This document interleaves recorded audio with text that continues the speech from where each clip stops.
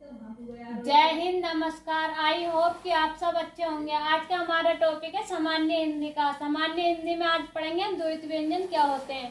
तो चलिए देखते हैं, द्वित व्यंजन के बारे में जानते हैं।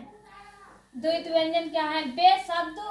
द्वित व्यंजन वे शब्द होते हैं जब किसी शब्द में कोई एक व्यंजन एक से अधिक बार प्रयोग में आए तो उसे हम द्वित व्यंजन कहते हैं। जैसे उदाहरण के तौर पर देखते हैं उच्चारण, दिल्ली, बिल्ली।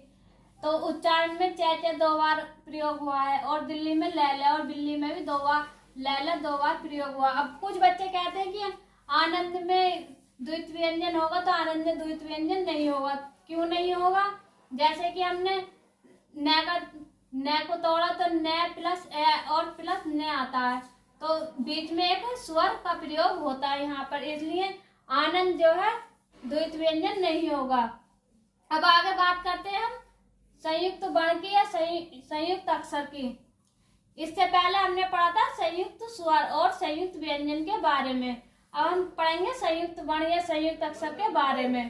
तो जान लेते हैं संयुक्त स्वर कौन कौन से होते हैं। ए, ओ, औ। और संयुक्त व्यंजन कौन कौन से होते हैं?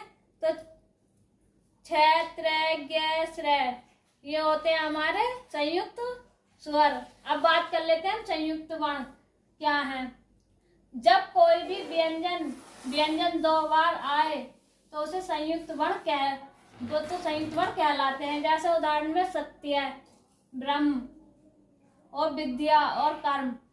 जैसे सत्य में देखते हैं त्र प्लस य, तो 2 बार क्या आ गया? व्यंजन आ गया। एक त व्यंजन आ गया, एक य व्यंजन आ गया। ऐसे ब्रह्म में देखते हैं एक है व्यंजन आ गया, एक मैं व्यंजन आ गया।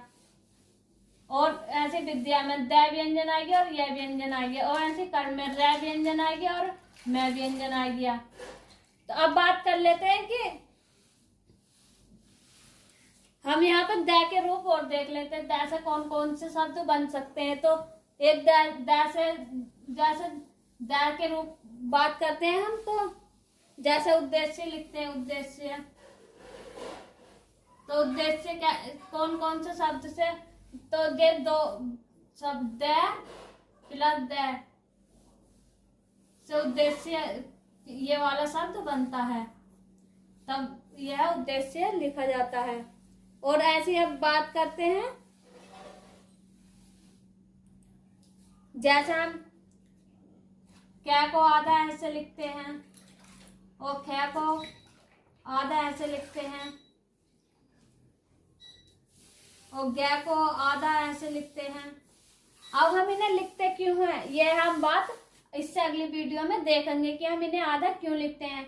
हम लिख तो देते हैं परंतु हमें यह नहीं पता होता कि हम इन्हें आधा लिखते क्यों हैं। तो इससे अगली वीडियो में हम यह जानेंगे कि हम वर्णों को आधा क्यों लिखते हैं।